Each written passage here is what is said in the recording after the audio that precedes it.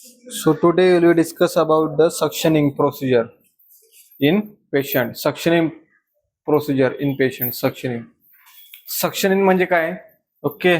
So जे saliva तुमच्या mouth मध्ये किंवा तुमच्या ज्या अशा ठिकाणी प्रेझेंट असणारे जे सिक्रिशन जे की तुम्हाला त्या ठिकाणी कफ करणार. ओके, कफ करणार त्यामुळे तुम्हाला काय अनकम्फर्ट फील होणार. ओके, मग तो कॉन्शियस पेशंट असो अनकॉन्शियस पेशंट असो सर्वांमध्ये आपण ही सक्शनिंग प्रोसिजर करतो. सो ज्या वेळेला पेशंटला सिक्रेशन होणार, पेशंटचे तुम्हाला लंग्स साऊंड प्रॉपरली ऐकायला भेटणार नाही, पेशंटच्या लंग्स मध्ये ऍब्सेस झालेला असणार. सो त्या पेशंटमध्ये आपण सक्शनिंग ही करतो. ओके, सो सक्शनिंग म्हणजे काय की remove the excess or retain secretion from the patient's respiratory tract. जे पण पेशंटच्या रेस्पिरेटरी ट्रॅक पर्यंत किंवा जे सिक्रेशन पेशंटच्या या रिजन मध्ये किंवा रेस्पिरेटरी रिजन मध्ये जे प्रेझेंट असणार ते आपल्याला काय करायचे, रिमूव्ह करायचे. आपण त्याला काय बनणार, suctioning. It is use Wien the patient can not clear secretion effectively their own. ज्यावेळेला पेशंट आपल्याला असं वाटणार की पेशंटचं सिक्रेशन खूप जमा झालेलं आहे, त्यावेळेला आपण जे रिमूव्ह करणार ते सिक्रेशन असणारे सक्शनिंग थ्रू आपण रिमूव्ह करणार. आता टाइप्स ऑफ सक्शनिंगचे दोन टाइप्स आहे, एक ओपन सक्शनिंग एक आहे आणि क्लोज सक्शनिंग एक आहे. दोन टाइपचे सक्शनिंग असतात. सो ओपन सक्शनिंग म्हणजे काय? Open suctioning refer to the technique when a sterile suction catheter is inserted into the airway through the endotracheal tube. ET tube सर्वांना माहिती आहे ना, एंडोट्रॅकियल ट्यूब असते ईटी ट्यूब. ते कोणतं असतं आपलं क्लोज ओपन सक्शन. आता या ठिकाणी पेशंटला आपल्याला काय आहे, या ठिकाणी पेशंटला ही ईटी ट्यूब आहेत, पेशंटची ही ईटी ट्यूब आहेत या ठिकाणी एंडोट्रॅकियल ट्यूब. मग ज्या वेळेला माझ्याकडे हे सक्शन आहेत, ओके, आणि त्यानंतर माझ्याकडे काय असणार, स्टेराइल सक्शन कॅथेटर असणार. मग मी ते सक्शन कॅथेटर ह्या ठिकाणी लावणार. लावल्यानंतर ही काय माझी ईटी ट्यूब, मग मी ही ईटी ट्यूब म्हणून डायरेक्ट टाकणार आतमध्ये. ओके, काय टाकणार, ही ईटी ट्यूब आहे माझी. ईटी ट्यूब ओपन असणार ना, ओपन करावं लागणार, मग आपल्याला सिक्रेशन इथून निघणार असं ईटी ट्यूब म्हणून. मग मी या ठिकाणी काय टाकणार, सक्शन कॅथेटर टाकणार ना. ते कसं असणार, स्टेराइल असणार. स्टेराइल म्हणजे कसं पूर्ण पॅक असतं, ते रिमूव्ह करून सनी आपल्याला या ठिकाणी लावायचं आणि बाहेर काढायचं आणि या ठिकाणी ईटी ट्यूब मध्ये टाकायचंय. ते कोणतं सक्शनिंग आपलं ओपन सक्शनिंग. समजलं? एंडोट्रॅकियल ट्यूब किंवा ट्रॅकेस्टोमी ट्यूब. ट्रॅकेस्टोमी कुठं असते, या ठिकाणी ट्रॅकेस्टोमी असते. पेशंटच्या या ठिकाणी ओपनिंग असतो ट्रॅकियामध्ये, सर्जिकल ओपनिंग असतो या ठिकाणी, असं होल असतो एवढा तरी होल असणार. या ठिकाणी होल आहे, त्याला वरतून सनी ट्रॅकियल ट्यूब आपल्याला लावलं जाते. ट्रॅकेस्टोमी ट्यूब आपण त्याला असं बोलतो. मग ह्या ट्रॅकेस्टोमी ट्यूब मध्ये आपल्याला काय करावं लागणार, जे आपलं कॅथेटर आहे ते कॅथेटर आपण यामध्ये इन्सर्ट करतो. कोणतं कॅथेटर, स्टेराइलला, जे की पॅक असतात, जे की पॅक आहेत. ओके, ते करते.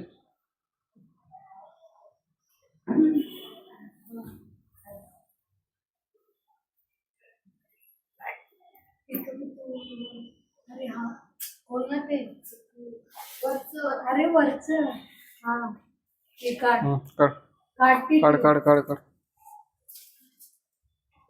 ती दुसरी पण काढणार, दाखव सर्व माझ्या.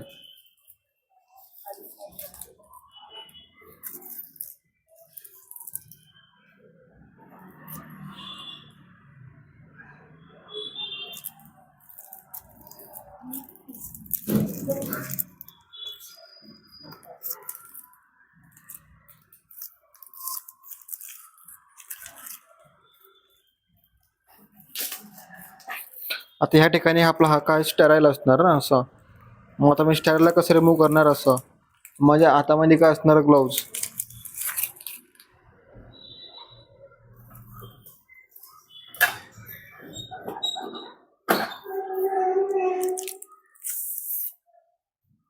समजलं ना कसं ओपन करायचं.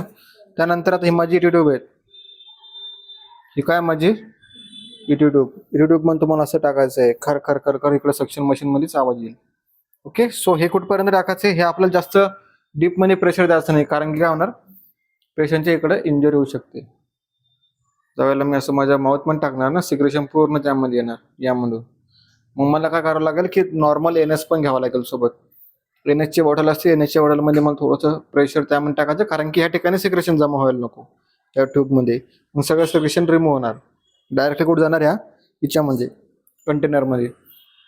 सेम मला कमीत कमी 2 ते 3 वेळेस सिक्रेशन करायचं, जोपर्यंत क्लिअर होत नाही प्रॉपरली सिक्रेशन तोपर्यंत. समजलं? आणि ह्या आता ही ट्यूब आपली कशी झालेली आहेत, अनस्टेराईल झालेली, हे आपल्याला डिस्कार्ड करायची. समजलं? हे आपल्याला चेंज करावं लागतात ट्यूब्स. आपली ही कोणती ट्यूब आहे, सक्शन कॅथेटर ट्यूब. समजलं ना?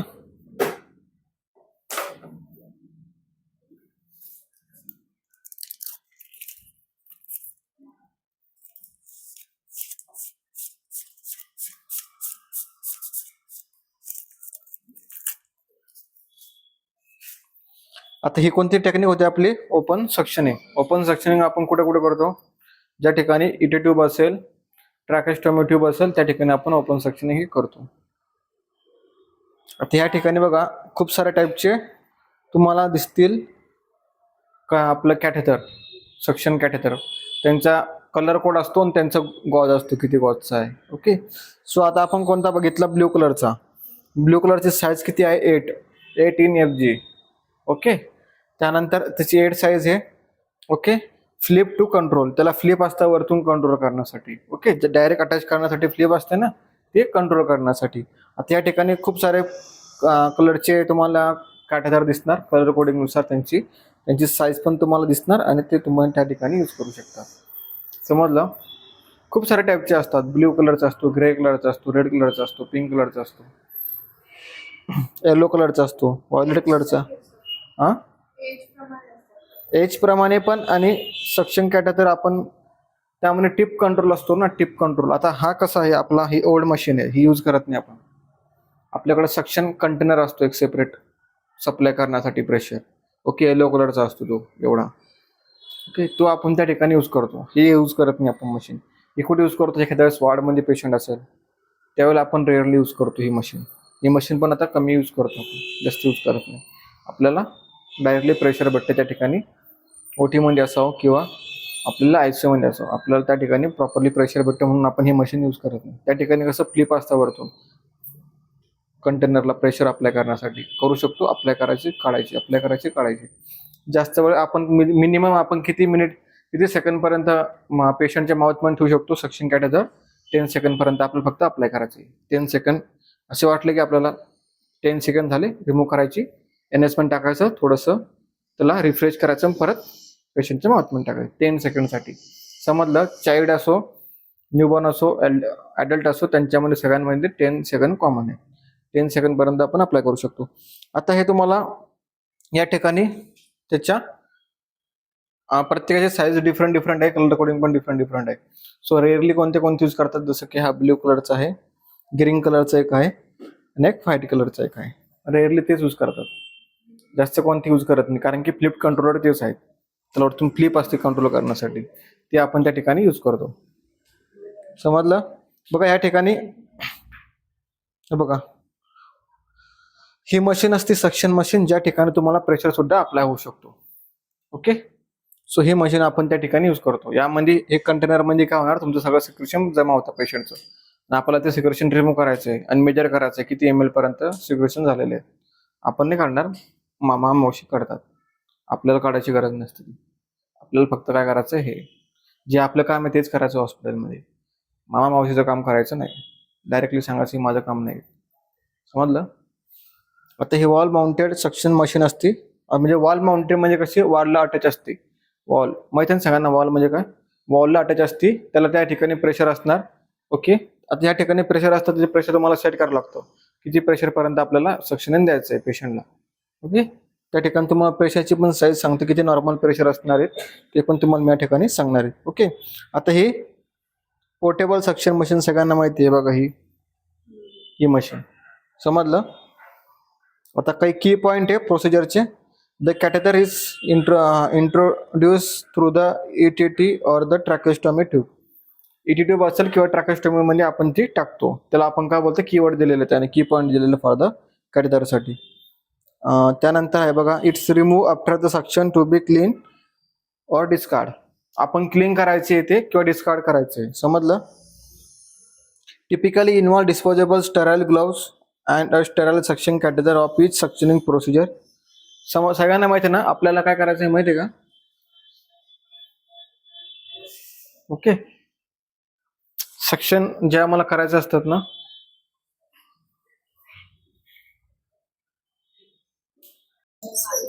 सो आपल्याला सक्शनिंग करण्याच्या अगोदर काय करायचं आहे माहिती आहे का? आपल्याला प्रॉपरली स्टेराइल ग्लोव्ज अप्लाय करावं लागतात, म्हणजे वेअर करावं लागतात. ओके, स्टेराइल ग्लोव्ज असतात, स्टेराइल ग्लोव्ज आपल्याला घालायचे आहेत. त्यानंतर स्टेराइल कंटेनर आपल्याला ओपन करायचं आहे. ओपन केल्यानंतर फ्लिप कंटेनर असणार, ते फ्लिप कॅटेटर ते आपल्याला यूज करायचं आहे. ओके, त्यानंतर इंडिकेशन केव्हा आहे, कोणत्या कोणत्या पेशंटमध्ये आपण यूज करतो इंडिकेशन मध्ये ते सांगत आलंय. ज्या पेशंटमध्ये जास्त सिक्रेशन जमा होते त्या चेस्टमध्ये, किंवा ज्या पेशंटमध्ये जो सीओपीडीचा पेशंट आहे कोणता, जसे की पल्मोनरी डिसऑर्डर्स पेशंट आहे. ओके, जे सीओपीडीचा फुल फॉर्म तुम्हाला coronary obstructive pulmonary disease. Okay, COPD. Okay, जे सीओपीडीचे पेशंट असतात, न्यूमोनियाचे पेशंट असतात. ओके, काय करते? ओके, त्यानंतर न्यूमोनियाचे पेशंट असतात, ज्या पेशंटमध्ये जास्त सिक्रेशन आहे. ओके, अनकॉन्शियस पेशंट असेल, अनकॉन्शियसच्या पेशंटमध्ये माउथमध्ये खूप सिक्रेशन जमा होतं, त्या पेशंटमध्ये आपण हे करतो. रेस्पिरेटरी डिस्ट्रेसवाला पर्सन असेल न्यूबॉर्न, त्यामध्ये आपण हे करतो. किंवा पोस्ट सर्जिकल पेशंट असतात, आफ्टर सर्जरी, ज्या पेशंटची माउथची सर्जरी झाली असेल. आता माउथची सर्जरी झाल्यानंतर सिक्रेशन सगळं जमा होणारच आहे या ठिकाणी, सलायवेशन बाहेर पडणारच आहे, मग आपण ते सुद्धा आपण त्या ठिकाणी रिमूव्ह करू शकतो. कन्सिडरेशन काय आहे माहिती आहे का? Preoxygenate the patient before suctioning to prevent hypoxia. Hypoxia म्हणजे काय? Decrease the pressure of, decrease the oxygenation आपल्याला पेशंटला अप्लाय करायचे. आता आपण ज्या वेळेला बघा, ज्या ठिकाणी मी अप्लाय करणार ना त्या ठिकाणी पेशंटला इरिटेशन होणार, त्याला डिफिकल्टी इन ब्रीथिंग होणार, त्या ठिकाणी आपण त्याला ऑक्सिजन सुद्धा अप्लाय करू शकतो. त्यानंतर limit suctioning time 10 to 15 second to minimise suction pressure. Okay, damage the mucosa. आपल्याला मी तुम्हाला सांगितलंय किती टाइम पर्यंत तुम्ही अप्लाय करू शकता सक्शन, किती? 10 सेकंड, 10 to 15 सेकंड. पण आपल्याला मोस्ट ऑफ 10 हे मिनिमम आपला टाइम पिरियड आहे, त्याच्यावरती आपल्याला जाऊ द्यायचंच नाही. त्यानंतर suction pressure should be appropriate 18 to 120 mmHg for adult. 18 to 120 mmHg for adult मध्ये आपल्याला प्रेशर अप्लाय करायचं. म्हणजे किती? 120 mmHg पर्यंत. समजा किती, जसं आपण बीपी मध्ये मेजर करतो ना 120 mmHg, तो प्रेशर आपल्याला अप्लाय करायचा आहे पेशंटमध्ये. 80 to 120 mmHg for adult pressure एवढं आपण अप्लाय करतो. लिहून घेतलं सगळ्यांनी? 80 to 120 mmHg हा प्रेशर आपण अप्लाय करतो.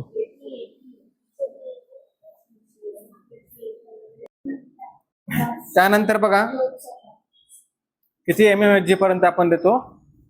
80 to 120 mmHg. ओके, परत आपल्याला कमी करायचं प्रेशर कोणामध्ये? न्यूबॉर्न आणि चिल्ड्रन्स मध्ये. न्यूबॉर्न मध्ये आपण किती देतो? 40 to 60 mmHg, 40 to 60 mmHg, आणि 40 to 60. आणि इन्फंट किंवा टॉडलर असेल किंवा चाइल्ड असेल त्यांच्यामध्ये किती देतो आपण? 60 to 80 mmHg, 60 to 80 mmHg.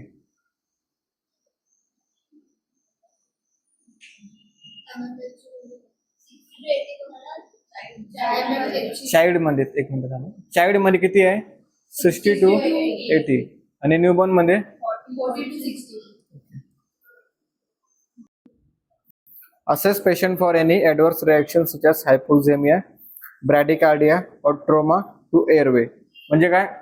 असंच करायचं ज्या पेशंटमध्ये होऊ शकतो, हायपोकार्डिया होऊ शकतो, ब्रॅडिकार्डिया म्हणजे काय? डिक्रीज पल्स रेट होऊ शकतात त्या पेशंटमध्ये, ट्रोमा होऊ शकतो इन एअरवे मध्ये. ओके, त्या ठिकाणी आपल्याला त्या पेशंटला असेस करायचं आहे. आता आपण बघणार आहे क्लोज सक्शनिंग काय. आपण आतापर्यंत काय बघितलं? आता क्लोज सक्शनिंग बघणार आहे आपण. Closed suctioning use a seal system where the catheter remains in place with the endotracheal or tracheostomy tube during the suctioning, thus preventing airway exposure to contaminated. म्हणजे काय? सील सिस्टीम असते, seal pack असणार तो, जो की आपल्याला remove करायचा असतो त्यामध्ये. सेम आपण त्या ठिकाणी क्लोज मध्ये कसं, ज्या ठिकाणी क्लोज कुठे असणार आहेत?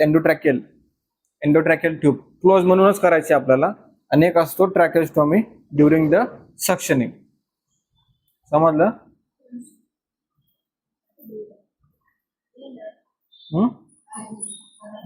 तुम्ही बाकीचे काय करताय? काय सांगितलं आता तू तिला?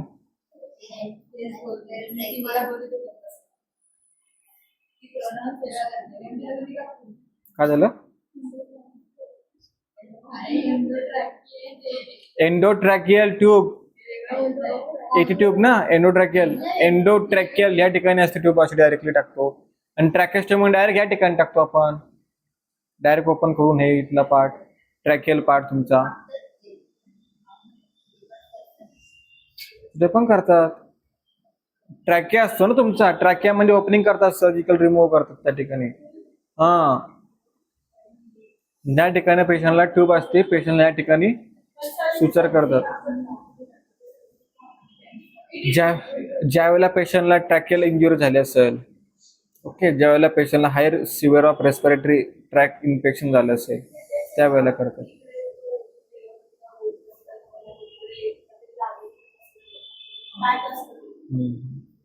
तेच ना, बघितले का पेशंट कुठं?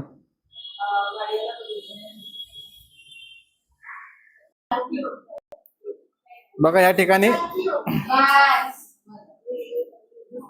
या ठिकाणी क्लोज, बघा या ठिकाणी क्लोज सक्शनिंग वाला, हा ही इमेज आहे क्लोज, वरतून क्लोज असते ती ट्यूब, समजलं ना? वरतून ट्यूब क्लोज असते, जी आपलं कॅथेटर असतं ना, कॅथेटर ते क्लोज असणार आहेत, ती आपल्या असते क्लोज सक्शनिंग. ओपन डायरेक्ट कसं आपण ओपनली करणार आहेत सगळं, आणि क्लोजली कसं वरतून कव्हरिंग असणार त्याला, त्या कॅथेटरला, समजलं ना? अरे आपण दोन बघितल्या प्रोसिजर, दोन आपण टाईप बघितले, एक असतं क्लोज, एक असतं ओपन. ओपन म्हणजे कसं डायरेक्टली आपण स्टेराइल मधून काढणार आणि डायरेक्टली अप्लाय करणार, ती कोणतं असतो आपलं ओपन, ओपनली करतो. क्लोज म्हणजे कसं वरतून कव्हरिंग असणार त्याला, त्या ट्यूबला, ते कॅथेटरला, समजलं? समजलं? ते क्लोज असते, ते बंद असणार, आपल्याला दिसणार नाही बाहेरून, पण त्याला आपण क्लोज मेथड यूज करतो, समजलं? क्लोज टाईप असा असतो.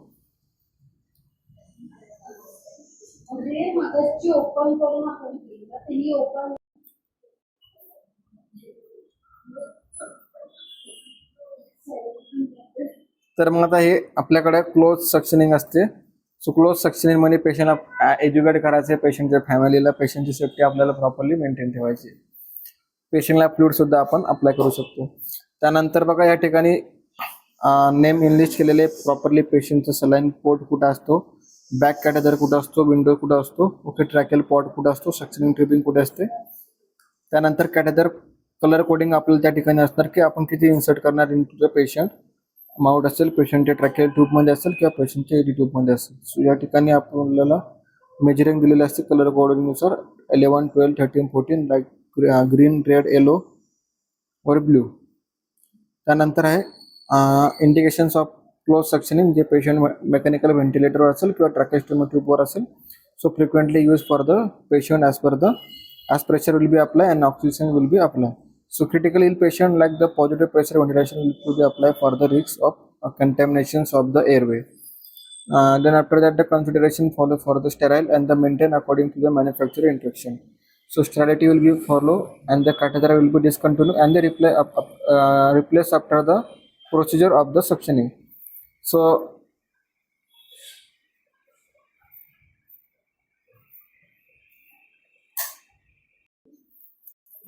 patient is well for the oxygenated properly suctioning, especially into the ventilated patient. Properly patient la ventilate करायचे and properly oxygenated will be applied after the suctioning of the patient. So in that the procedure, so monitor the patient properly, vital signs, airway of pressures and sign of hypoxia of the patient. So apply for the 10 to 15 second for the oxygenation or desaturations of the patient properly. Patient position will be for the conscious patient as per the semi-fowler position will be apply on the conscious patient. In unconscious patient, so you will be apply lateral positions and side lateral position to the patient. So depth of suction catheter in the ET tube or the TT suction will be applied for the 1 to 2 centimeter pull in the rotated manner. So oral suction. So oral suction insert for the 10 to 15 centimeter into the mouth or done with the Youngker tip for the suctioning. So never apply suction pressure at the time of insertion like the catheter in oral cavity, nasal cavity, ET cavity and the tracheostomal cavity.